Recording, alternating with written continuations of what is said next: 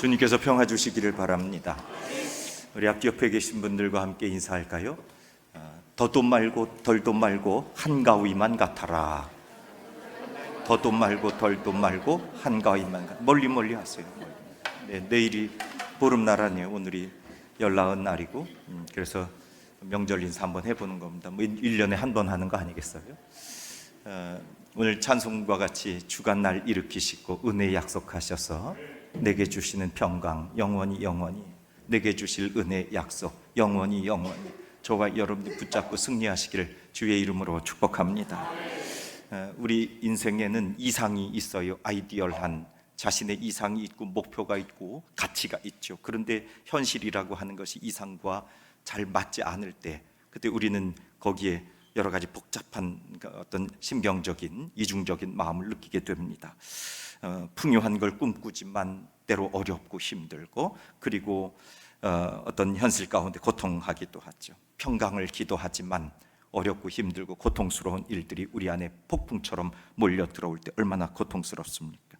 오늘 나인성이라고 하는 동네를 저희들이 함께 가보게 될 텐데, 이 나인성이라고 하는 도시도 역시 그랬습니다.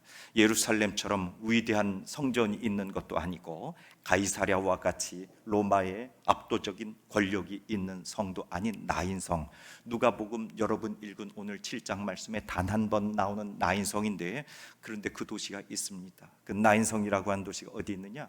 모레산이라고 하는 곳에 있는데, 갈릴리 근처에 중요한 산 3개가 있습니다. 첫 번째 그림을 좀, 지도를 좀 보여주실까요? 네. 요거는 구땡이라는 데서 제가 사진을 달아왔어요. 여기가 다볼산입니다. 여러분들이 이 산에 올라가면 눈이 잘 보여요. 다 보이는 산, 그래서 다볼산입니다. 네, 아재 개그인데 웃으시네. 다볼산, 그래서 예수님이 올라가셔서 변화되셨다고도 하는 여기 다볼산, 혹은 뭐 저 위에 다른 헐몬산이라고도 이야기합니다만, 또 다볼산. 그래서 이것은 보통 북쪽에서 아래로 내려봅니다. 지도는 보통 남쪽에서 위로 이렇게 편성되잖아요. 우리 그러니까 이쪽에 신포동에서 저 아래 송도, 연수를 내려본다 이렇게 생각하시면 되겠어요. 북쪽에서 남쪽으로. 그래서 다볼산이 북쪽이고 이쪽 뒤가 나사렛이 있습니다. 그리고 요렇게 약간 대각선으로 내려가게 되면 모래산이 있습니다. 요게 65번 국도가 이렇게 지나가고요. 그 다음에 저 아래로 60번 국도가 내려가고, 이렇게 71번 국도가 가게 돼서 여기가 요단강입니다. 요단강이 지나가고, 여기 모래산이 있고, 모래산 옆에 더 아래로 내려가게 되면 이 71번 국도 앞에 길보아산이라고 하는 곳이 있는데, 그 길보아산 아래쪽에 하롯샘이 있습니다. 하롯샘은 기드온 300용사가 물을 떠마시고, 그리고 미디안 군대를 전멸했었던, 아주 승전했었던 샘이 하롯샘입니다.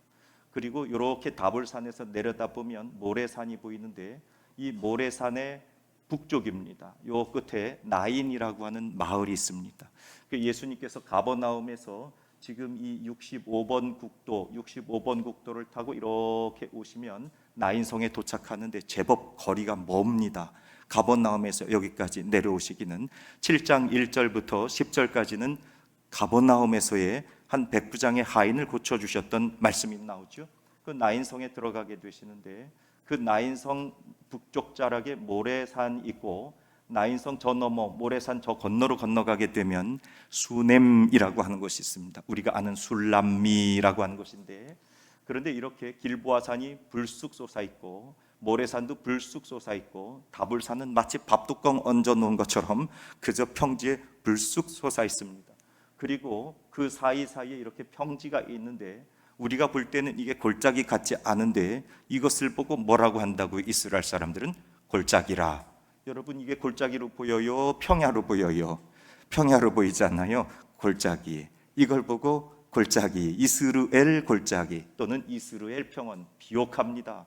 아주 검정 흙이 얼마나 비옥한지 심는 대로 잘 됩니다. 비도 잘 내립니다. 물도 많이 있습니다. 그래서 이쪽으로 이렇게 반대쪽이겠죠. 반대쪽에서 기손강이 흘러내려서 이쪽 지역을 풍요하게 하는 그런 일들이 있습니다. 그런데 이 모래산의 저 아래쪽 하롯셈에는 미디안의 적을 막기 위해서 기드온과 300용사가 진을 치고 있고요. 모레산, 곧 하롯셈의 북쪽에, 저 모레산 수넴 쪽에는 미디안 군대가 서서 거기서 전투가 벌어지게 된 것이죠. 그래서 기드온의 군대가 큰 승리를 이루게 되는데, 기드온의 고향이 어디냐면 이쪽에 오브라라고 하는 곳이 있는데 여기서 아주 가깝습니다. 여기서 군대를 일으킨 겁니다. 저는 오늘 이 나인성에 좀 가보려고 하는데, 제가 이렇게 동그랗게 표기해 놓은 곳 나인성입니다. 실제로 성지순례를 가게 되면 나인성을 가보는 경우는 거의 없습니다. 왜 그러냐면 65번 국도를 타고 가다가 나인성에 갔다 오는 게 벌써 한 2-3시간이 걸려요.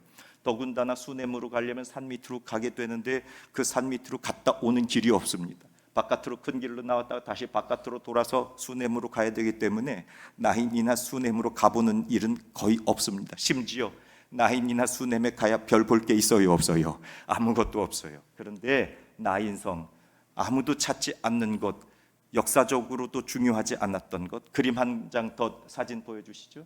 네, 이건 제가 찍은 사진입니다. 나사렛, 예수님이 추락될 뻔하셨던 곳, 그 나사렛 언덕에서, 제법 높죠 나사렛이. 그 나사렛에서 내려다보면 바로 이스라엘 골짜기, 이스라엘 평원이라고 하는 굉장한 평원이 펼쳐지고 있죠. 그리고 모래산이 있고, 이쪽에서 약간 동쪽에서 보았으니까 길보아산이 저 아래에 있습니다. 길보아산에서 사울이 죽임을 당하여 목이 베어져서 베시안에 가서 이제 성벽에 걸려지게 되는 아주 비극적 결말을 맞이했었던 것이 길보아산인데, 그 모래산의 북쪽 산자락에 나인이라고 하는 성이 있고, 예수님이 이 가버나움에서 나인성으로 들어가시게 되는 그 도시, 그래서 나인성에 가봤더니 어떤 그림이 있느냐, 예수님이 그 과부의 아들을 살려주셨던 현장에 교회 하나를 조그맣게 지어놨는데 그 다음 그림이 그 그림이 나올 거예요. 이렇게 누구도 들여다보지 않습니다. 정말 자그마한 교회, 한 50명 들어가면 다 될까? 그래서 그 현관에 누구도 찾아오지 않기 때문에 이 문을 걸어 잠그고 있는 그런 상태, 그런 동네가 이게 바로 나인성입니다. 그 뒤에 이스라엘 평지가 뿌옇게 보이죠. 그래서 가버나움으로부터 예수님이 이곳에 오셔서 과부의 아들, 죽었던 아들을 살려내셨던 사건. 그런데 이 나인이라고 하는 도시의 이름자의 뜻이 뭐냐? 나아라고 하는 히브리어 말에서 시작되었는데, 그것을 역시 beautiful 또는 pretty, 귀엽다, 예쁘다 또는 아름답다 하는 뜻이 나인. 그런데 이 나인이라고 하는 도시는 그렇게 오늘 말씀에 보면 아름다운 도시가 아닙니다. 구약시대 때 이사갈 지파의 땅이었습니다. 이스라엘 평야가 내려다 보이는 이 모래산 기슭에 있었던 이 나인이라고 하는 도시, 거기에서 기드온의 군대가 승리했고, 그리고 그 산자락 너머의 수넴에서는 엘리사 선지가 귀한 아들 잃었던 그 집의 아들을 살려주시는 구원의 역사들이 일어났었는데, 예수님이 마침내 그 모래산 자락에 가셔서 이 나인이라고 하는 성동네에서 정말 연약했었던 과부의 그 아들이 죽었었던 것을 긍휼히 여기시면서 그의 생명을 살려주시는 사건이 있었는데, 어찌 보면 이 나인이라고 하는 아름답고 그리고 예쁘고 그리고 사랑스러웠다고 하는 도시 이름과 다르게 오늘 성경의 말씀은 너무 고통스럽습니다. 12절 말씀 보니까 성문에 가까이 이르실 때에 사람들이 누구를 메고 나와요? 한 죽은 자를 메고 나왔다. 여러분, 그 나인성은 죽은 자의 이야기로 시작합니다. 더군다나 이 죽은 자의 어머니는 누구였던가? 그 아들은 독자였는데 어머니는 어떤 사람이었어요? 과부였다는 겁니다. 여러분, 남편도 일찍 어떻게 잃게 됐는지 알 수는 없습니다. 그저 한 소망 있었는데 그 아들마저도 웬일인지 죽게 됐습니다. 그래서 그 장사를 지내게 되는데, 오늘 말씀에 보면 그가 관을 메고 나왔다고 그랬습니다. 사람들이. 근데 이 관이라고 하는 것이 우리가 생각하는 것처럼 뭐 목관이라든지 아니 석관이라든지 잘 짜여진 관이 아닙니다. 그냥 비어, 영어로 한 비어고요. 그리고 헬라어로 하면 소리오라고 하는 것인데 들것입니다. 들것에다가 사람포 둘둘 말아가지고 싣고 나오는 그게 관입니다. 오늘 말씀에. 그러니까 여러분, 죽은 자를 들고 메고 오는데 그 들것 위에다가 그저 하얀 포든지 무슨 포든지 사람을 둘둘 말아가지고 나오는 모습을 한번 상상을 해보십시오. 그리고 그 옆에서 어머니는 독자, 그리고 과부된 이 어머니가 얼마나 고통 가운데 통곡을 하면서 부르짖으면서 그 관 뒤로 이제 장사를 지내러 성문 바깥으로 나가게 되고 있었을까 하는 생각이죠. 이 고통이 지금 이 나인성 안에 가득하게 있었던 겁니다. 이 과부에게 아들은 미래의 소망이었고 기대였고 그리고 자신의 모든 소망의 근거였었습니다. 그런데 오늘 웬일인지 아들이 죽음으로 말미암아 이에게는 소망이 다 사라졌고 기대도 사라졌고 그리고 슬픔과 고통과 근심만 가득하게 되었던 겁니다.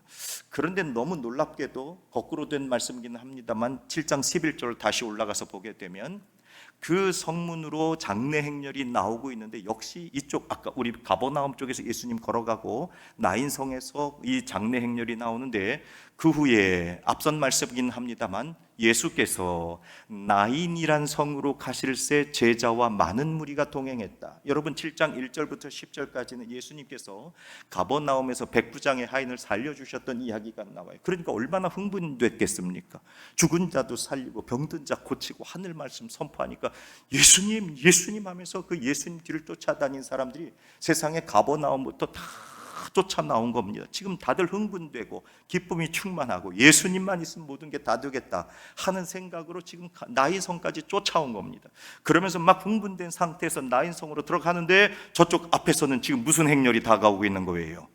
장래의 행렬이 다가오고 있는 겁니다. 예수님은 지금 생명의 역사가 충만했지만 그런데 나인성으로부터 나오고 있는 행렬은 죽음의 행렬이요, 장래의 행렬이요, 절망의 행렬이요, 모든 것이 다 끊어진 것과 같은 그런 행렬, 그것이 지금 딱 충돌하고 있는 모습이 저와 여러분들이 본 이 나인성 성문 근처에 있었던 이야기입니다. 저는 말씀을 준비하면서 생각했어요. 예수님이 이 청년이 죽은 것을 알고 가셨을까? 예수님이 이 청년이 죽을 걸 알고 가셨을까? 그러나 그건 알 수 없지만, 그러나 하나님의 놀라운 섭리는 저와 여러분의 인생 가운데 때로 어렵고 힘들고 고통스러운 가장 결정적 순간에 우리의 삶의 자리를 찾아오셔서 도우시고 위로하시고 소망을 주시고 생명을 주십니다. 여러분, 저는 그것을 믿어요. 오늘 이 청년의 죽음 앞에 고통하고 슬퍼하고 애통하고 자신의 삶의 모든 것이 다 끊어져 버린 이 여인 앞에 예수님이 나타나신 것은 우연한 일이 아니라 하나님의 섭리요, 그리스도의 사랑이요, 하나님의 주권적인 역사 가운데에 이 슬픔의 자리로 예수님께서 들어가고 계시는 것을 우리는 깨닫는 것입니다. 우리 하나님의 역사에는 결코 우연이라고 하는 건 없고 주님의 섭리와 주님의 다스리심 가운데 오늘 찬양 때 찬송한 것처럼 하나님 내게 주신 그분의 그 거룩한 약속, 내게 평강 주시고 내게 은혜 주시기로 약속하신 그 주님만 바라보면서 오늘 이 시간도 내게 선포하시는 은혜와 그리고 평강의 약속이 이루어지게 되기를 주의 이름으로 축복합니다. 아까 그 나인성이 있었던 뒷산은 모래산입니다. 그 모래산은 말씀드린 것처럼 기드온의 놀라운 역사가 나타났던 것이죠. 사사기 7장 1절, 여룻바알이라 하는 기드온과 그를 따르는 모든 백성이 일찍이 일어나 하롯셈 곁에 진을 쳤고 미디안의 진영은 그들의 북쪽이요 모래산 앞 골짜기에 있었더라. 아까 그 산자락에 둘이 진을 치고 있었습니다. 그랬다가 기드온의 용사 300명인 말이죠, 이 미디안의 군대를 전멸하는, 그러나 너무 불가능한 사건, 하나님의 군대라고는 하지만 어떻게 그 미디안 대군을 300명이 이길 수가 있었겠습니까? 하나님의 구원의 역사를 나타내는 것이 바로 이 모래산입니다. 엘리사 선지자가 수넴 여인의 아들을 살려준 그 거룩한 구원의 역사와 같이 오늘 예수 그리스도께서 죽음을 이기시는 기적의 땅이 바로 이 나인성이 되고 있는 겁니다. 사랑하는 여러분, 오늘 이 죽음의 걸음, 그리고 장래의 돌진, 그리고 사망의 권세가 우리 앞에 다가오게 될 때에 예수 그리스도께서 맞서 나가셔서 생명으로 그 죽음의 행렬을 멈추시고 일어나라 하시는 주님의 놀라운 생명의 선포, 이것이 오늘 저와 여러분 그리스도인들이 살아가는 믿음의 능력이요, 그 거룩한 생명의 역사가 저와 여러분 가운데 있기를 주의 이름으로 축복합니다. 그러면 예수님은 어떻게 이 사건 앞에서 그 당신의 사랑의 모습을 우리들에게 보여주고 계시는가? 먼저 예수님은 우리를 쳐다보고 계십니다. 누가복음 7장 13절 말씀 보니까 주님께서 과부를 뭐 하시고 보시고 looking입니다. 주님은 보십니다. 그리고 그를 불쌍히 여기사 울지 말라 하십니다. 여러분, 주님께서는 보십니다. 끊임없이 우리의 삶의 자락을 보고 계신단 말이에요. 여러분, 지금 그 장례 행렬 통곡 소리, 사람들이 웅성웅성하고 또 이쪽에서도 많은 사람들이 갔으니까 왁자지껄 했을 거 아닙니까? 그런데도 불구하고 모든 주님의 관심, 주님의 시선은 오직 누구에게만 집중되고 있는 거예요. 이 과부 여인에게만 집중되고 있는 겁니다. 그 많은 사람 가운데서도 가장 고통을 당하고 어려움을 당하고 그리고 슬픔을 당하고 비극적 사건의 주인공이었었던 그 여인을 예수님은 바라보시고, 저와 여러분의 인생이 마치 끝처럼 절망이 있고 그리고 돌이킬 수 없고 마지막 자락에 있는 것 같고 내 기대와 소망이 다 무너졌을 것 같을 때 주님은 우리를 집중해서 looking, 쳐다보시고 우리를 살피시고 돌보시는 은혜, 이것이 바로 예수님의 사랑의 역사입니다. 여러분, 저와 여러분들은 종종 불편한 진실을 대할 때가 있어요. 그리고 고통스러운 현실을 만날 때가 있습니다. 여기 있는 이 목사도 그런 것 같아요. 때로 힘들고 어렵고 고통스러운 것은 이렇게 대면하기를 좀 어려워합니다. 좀 이렇게 좀 피하고 싶고 불편한 거 힘든 거 이건 좀 안 보고 싶고 그래요.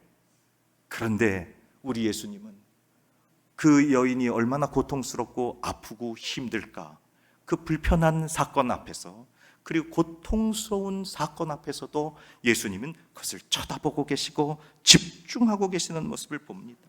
그 여인의 찢어지는 마음의 아픔을 정면으로 쳐다보고 계시는 겁니다. 사랑은 여기서 출발합니다. 저와 여러분이 예수님의 마음을 닮아서 인생의 고통과 인생의 연약함과 남들이 외면하는 자리까지도 쳐다보고 함께 돌보아주는 은혜가 있게 되기를 주의 이름으로 축복합니다. 아무도 알아주지 않고 아무도 살피지 않고 아무도 관심하지 않는 것과 같은 그 고통 가운데서도 예수님은 쳐다봐 주시고 예수님은 지켜보시고 예수님 우리 삶의 형편을 알고 계시는 것, 거기서부터 예수님의 사랑의 권능은 시작되는 겁니다. 두 번째로 예수님은 조금 전에 읽었던 누가복음 7장 13절 말씀 보니까 두 번째로 주님께서 그 과부를 보시고 어떻게 여기셨어요? 불쌍히 여기셨다 그랬습니다. 불쌍히 여기셨다. 스플랑크니조마이라고 하는 거, 이건 아이고 안 됐다, 아이고 애통하다, 아이고 안타까워 하는 정도가 아니라 스플랑크니조마이라고 하는 뜻은 창자가 끊어지는 것 같은, 애간장이 다 녹아 무너지는 것과 같은 그 고통스러운 것이 불쌍히 여기는 마음. 이걸 보고 우리는 뭐라고 얘기해요? 현대 심리적인 용어로, 상담적인 용어로 공감이라고 하죠. 예수님은 그 여인에게 공감하셨습니다. 그러니 컴패션, 그의 고통과 그의 마음 앞에 함께 해주셨다고 하는 겁니다. 사랑하는 여러분, 세상의 시선은 가이사랴를 바라봅니다. 성공과 아름다움과 그리고 화려한 것들에 집중하면서 살아갔죠. 그러나 주님의 눈길은 상처와 아픔과 고통과 눈물과 극심한 어려움이 있었던 이 여인에게 다가가고 계셨고 그에게 공감하셨고 그를 끝까지 지켜보아 주셨습니다. 그러면서 그 슬픔 안으로 깊이 예수님이 들어가셔서 그 아픔을 주님의 아픔으로 받아 모시는 겁니다. 마치 자신의 배가 끊어져 나가는 것과 같은 고통.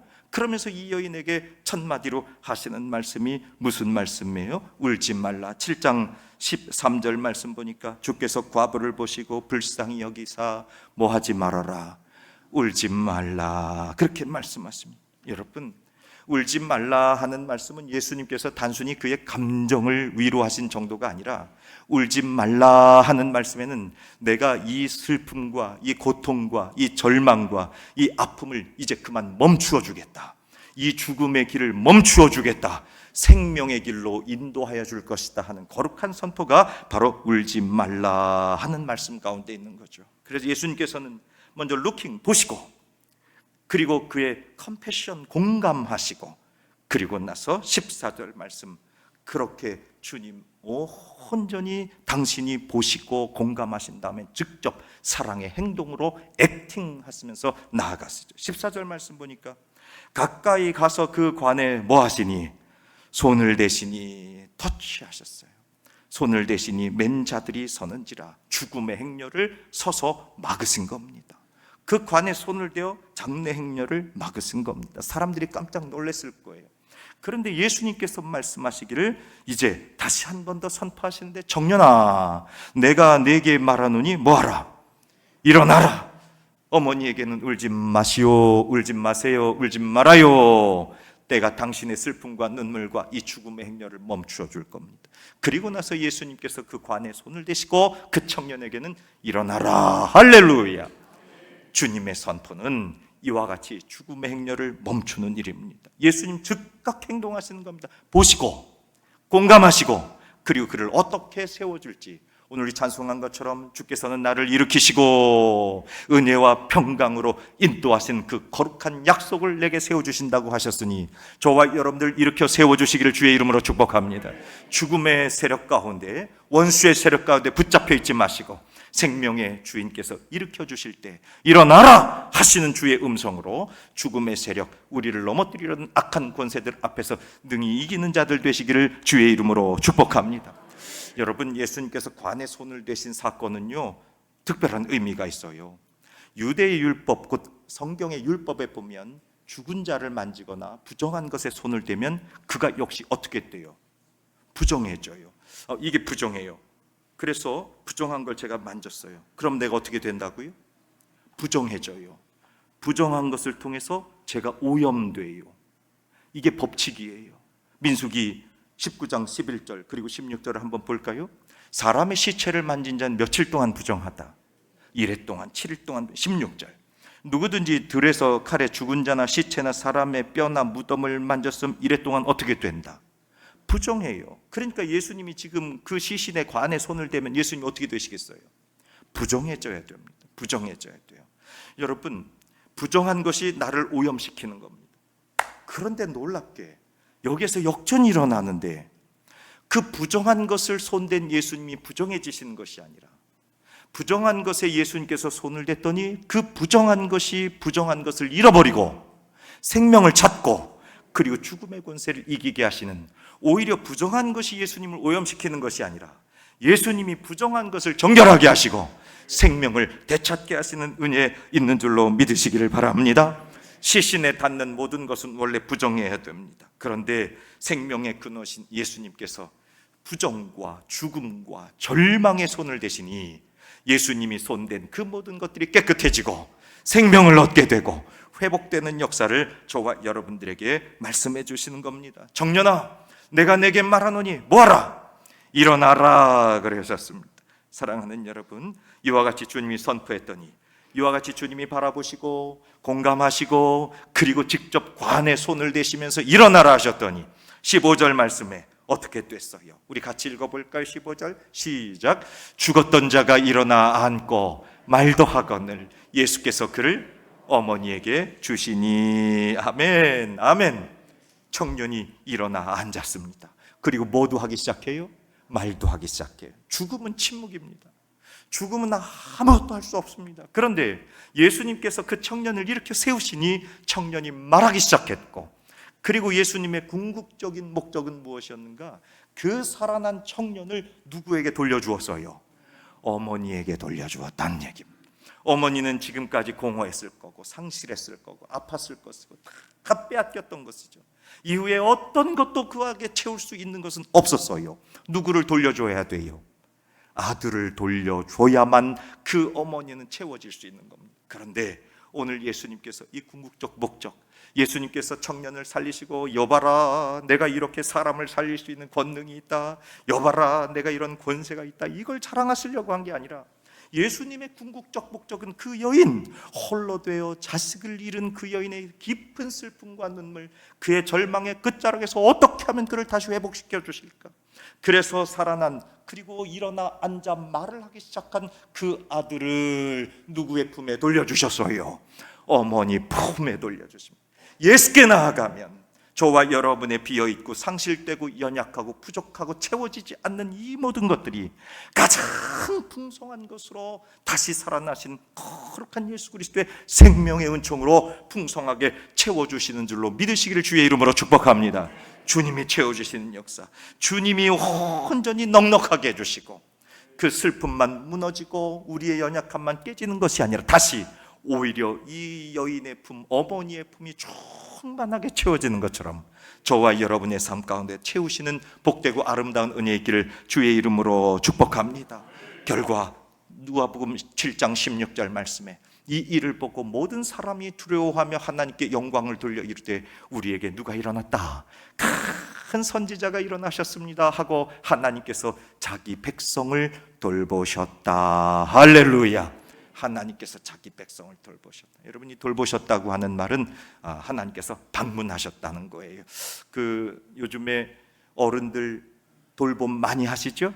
돌봄하려면 뭐 해야 돼요? 방문해야 되잖아요. 방문해서 돌보잖아요. 그래서 돌본다는 얘기는 그를 방문한다는 뜻이 있습니다. 그러니까 하나님께서 우리에게 오셨다. 나인성의 모든 사람들이 바로 이 과부가 회복되는 삶을 보면서 누가 우리에게 오셨다는 거예요? 하나님이 우리에게 오셨다. 구세주가 우리에게 오셨다. 영광의 임금님이 우리에게 오셔서 우리를 돌보셨다. 사랑하는 여러분, 저와 여러분의 인생 가운데 죽음의 행렬이 있을 수 있고 장래 행렬이 있을 수 있고 그리고 절망과 파괴 행렬이 있을 수 있습니다. 그러나 주님은 우리의 그 연약한 행렬 가운데 오셔서 손대시고 지켜보시고 그리고 공감하셔서 우리에게 사랑의 행동을 보여주심으로 말미암아 모두 회복되고 채워지고 새롭게 하시는 생명의 주인 되시니 예수 그리스도를 믿음으로 말미암아 참된 생명의 주인공들, 하늘을 소망하는 저와 여러분 되어서 이 땅 사는 동안에도 이와 같이 많은 영혼들을 구원하고 새 생명 증거하는 복된 삶을 누리기를 주의 이름으로 축원합니다. 거룩하신 하나님, 오늘 절망의 상여를 붙들고 나온 이 나인의 성 곁에서 그 고통을 바라보시고 함께 공감하시고 사랑의 증거를 나타내심으로 말미암아 여인의 품이 풍성해진 것처럼 오늘 우리의 연약한 곳에 찾아오셔서 내 삶에 충만한 은혜, 진리로 가득하게 하심으로 생명으로 하나님의 나라를 바라보며 존귀한 삶을 살 수 있도록 우리를 도와 주시옵소서. 죽음의 땅이 변하여 생명의 동산 되게 하옵소서. 우리 구주 예수 그리스도의 이름으로 기도합니다. 아멘.